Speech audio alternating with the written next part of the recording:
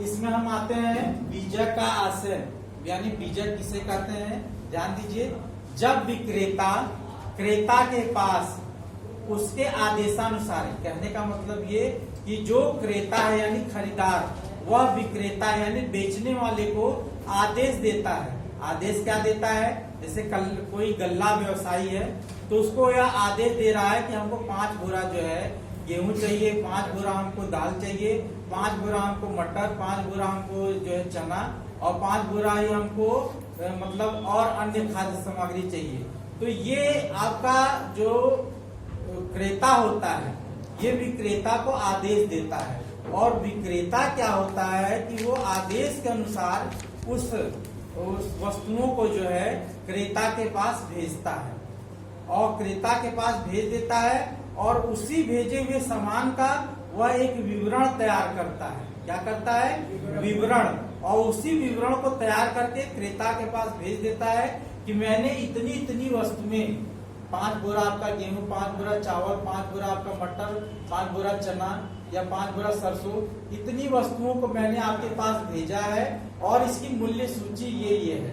यानी चावल का रेट जो आपका लगा दिया, गेहूं का, इसी तरह से दाल का है, इसी तरह चना मटर का है। तो तमाम चीजों का उसमें जो विवरण वो भेजता है, उसी भेजे गए विवरण को हम बीजक कहते हैं। क्या कहते हैं? बीजक। क्लियर हो गया? तो बीजक का ये अब बीजक से आशय आप समझ गए? सभी 1 मिनट का है। बीजक के अब देखिए लाभ क्या क्या होते हैं। बीजक देखिए उसके बनाने के हमको देखिए क्रेता और विक्रेता दोनों को लाभ होते हैं। अब उसमें लाभ में आपका क्या क्या है कि सबसे पहला तो जो होता है कि माल जब प्राप्त हो जाता है तो बीजक के माध्यम से क्रेता को यह जानकारी हो जाती है कि जो विवरण मैंने उसको भेजा था, यानी जो मैंने ऑर्डर दिया था, उस आदेश के अनुसार उसने मुझे माल भेजा है कि नहीं भेजा। पहला बेनिफिट। दूसरा बेनिफिट ये होता है कि जो भी वस्तुएं विक्रेता ने भेजी हैं, ठीक है, दाल गेहूं चावल तमाम तरह की वस्तुएं भेजी हैं, वो सब वस्तुओं की जो मूल्य सूची होती है वो अलग अलग मूल्य सूची प्राप्त हो जाती है क्रेता को यानी खरीदार को। तीसरा जो बेनिफिट होता है, चुकाई जाने वाली रकम उसे प्राप्त मतलब जानकारी हो जाती है, यानी क्रेता खरीदार को यह जानकारी प्राप्त हो जाती है कि मैंने इतना सामान जो है परचेज किया है, अब मुझे इतना मूल्य उस व्यापारी या उस व्यवसायी को देना है, तो उसकी जानकारी हो जाती है इस बीजक के माध्यम से।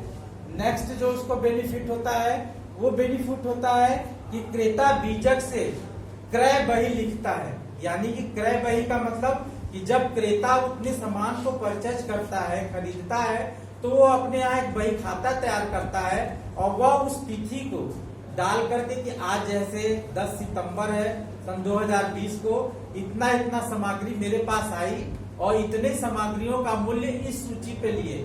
फिर वही क्रेता जब उस सामान को 6 महीने बाद में खरीदता है तो वह देखता है कि दामों में कितना अंतर आ गया, यानी जो दाल उसने 100 रुपए की खरीदी थी, आज वही 6 महीने बाद दाल 120 रुपए की हो गई, और जो चावल उसने 32 रुपए का लिया था, आज वही चावल आपका 40 रुपए का हो गया।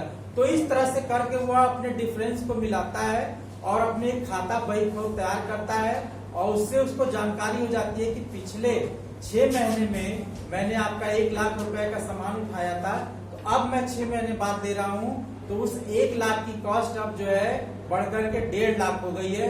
तो 1.5 लाख की व्यवस्था वो करता है व्यवसायी, वो क्रेता, समझ में आए? तो उससे अपना खाता बही तैयार करने में सुविधा हो जाती है।